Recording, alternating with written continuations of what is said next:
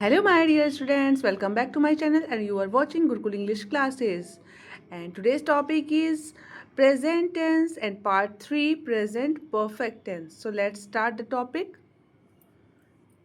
जैसा कि आप सभी को पता है कि मैंने बेसिक ग्रामर सीरीज स्टार्ट की है जिसके अंतर्गत मैंने प्रेजेंट टेंस के 2 पार्ट ऑलरेडी अपलोड किए हैं जिसमें से है present indefinite tense and present continuous tense. And आज का टॉपिक है, जी हाँ, प्रेजेंट परफेक्ट टेंस। तो स्टार्ट करते हैं प्रेजेंट परफेक्ट टेंस। क्या रूल्स रेगुलेशंस हैं, क्या स्ट्रक्चर है, कैसे पहचानेंगे और कैसे ट्रांसलेट करेंगे, आज हम सब इस वीडियो में जानने वाले हैं। लेकिन स्टार्ट करने से पहले अगर अभी तक आपने मेरा चैनल सब्सक्राइब नहीं किया है तो प्लीज़ सब्सक्राइब कर लें और अपने फ्रेंड्स के साथ शेयर करना बिल्कुल भी ना भूलें। अगर आपको मेरा चैनल पसंद आता है, मेरे वीडियो पसंद आते हैं तो कमेंट करिए, लाइक करिए और शेयर करिए। तो स्टार्ट करते हैं प्रेजेंट परफेक्ट टेंस। तो सबसे पहले आता है कि कैसे पहचानेंगे कि ये प्रेजेंट परफेक्ट टेंस है, हाउ टू रिकॉग्नाइज। तो इसको पहचानने के लिए एक सिंपल सा रूल है कि जिन वाक्यों की मुख्य क्रिया के अंत में चुका है, चुकी है, चुके हैं आदि शब्द आते हैं उनसे प्रेजेंट परफेक्ट टेंस की पहचान होती है। कोई भी काम जो प्रेजेंट में किया जा चुका है, जैसे कि मैं ये काम कर चुका हूँ, मैं ऑलरेडी ये काम कर चुका हूँ, मैं ये दूध पी चुका हूँ, मैं खाना खा चुका हूँ, हम सो चुके हैं, वे अपना पाठ याद कर चुके हैं, इस तरह के जो भी सेंटेंसेस होते हैं उनसे हम प्रेजेंट परफेक्ट टेंस की पहचान करते हैं। और प्रेजेंट परफेक्ट टेंस में हम यूज़ करते हैं हैज़ और हैव।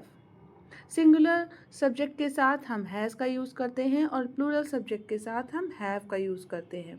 साथ ही साथ हम इसमें हैज़ हैव के साथ वर्ब थर्ड फॉर्म का यूज़ करते हैं। तो आइए आगे बढ़ते हैं और देखते हैं क्या है अफर्मेटिव सेंटेंसेस के स्ट्रक्चर एंड रूल्स।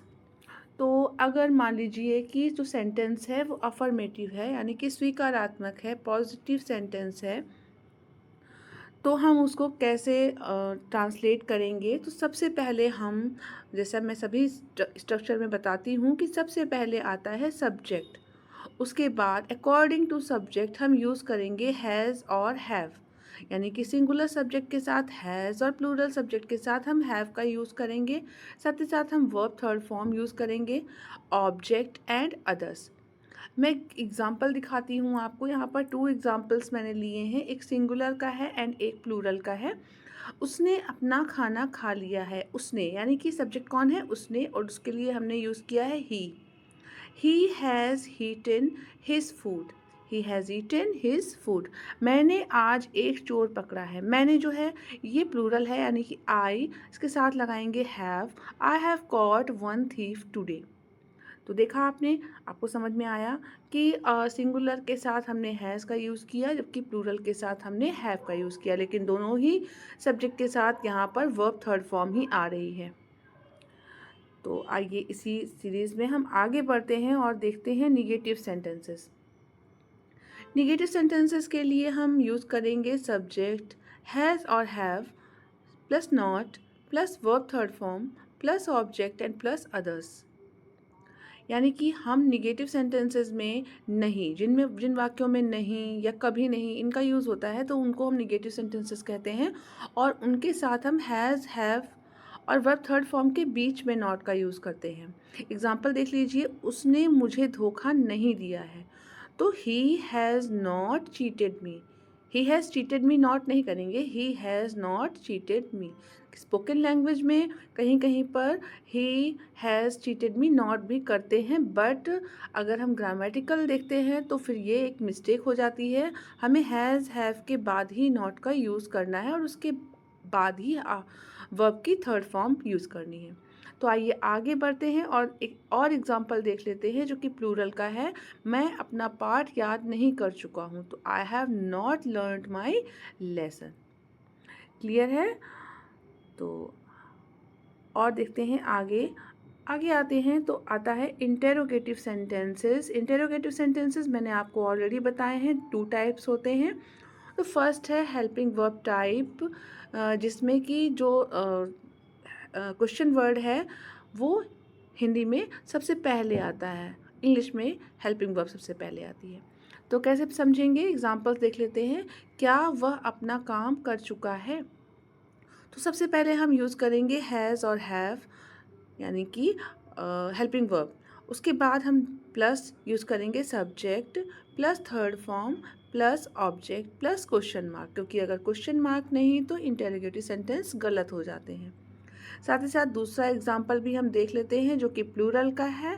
क्या तुम तुम्हारा काम पूरा कर चुके हो? तो स्ट्रक्चर क्या होगा, have plus subject plus verb third form plus object plus question mark. Have you completed your work? Clear.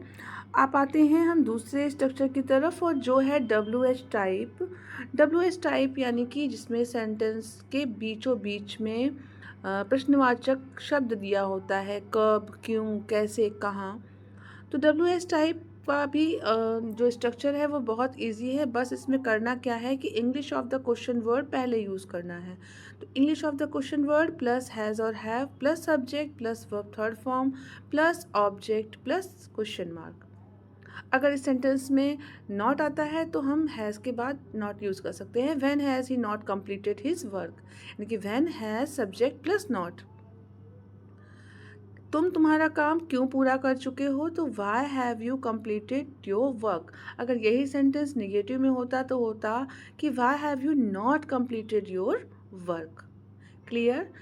इस चीज़ को बहुत अच्छे से याद कर लीजिएगा कि जिन वाक्यों में प्रश्नवाचक शब्द शुरुआत में होता है उनमें हेल्पिंग वर्ब आती है किसी भी टेंस में, और जिनमें जो प्रश्नवाचक शब्द होते हैं वो बीच में आते हैं तो सबसे पहले English of the question word का यूज़ करते हैं। क्लियर है? तो आशा करती हूँ कि आपको प्रेजेंट परफेक्ट टेंस क्लियरली समझ में आ गया होगा। अगर कोई भी इससे रिलेटेड क्वेश्चन करना है तो आप कमेंट सेक्शन में पूछ सकते हैं।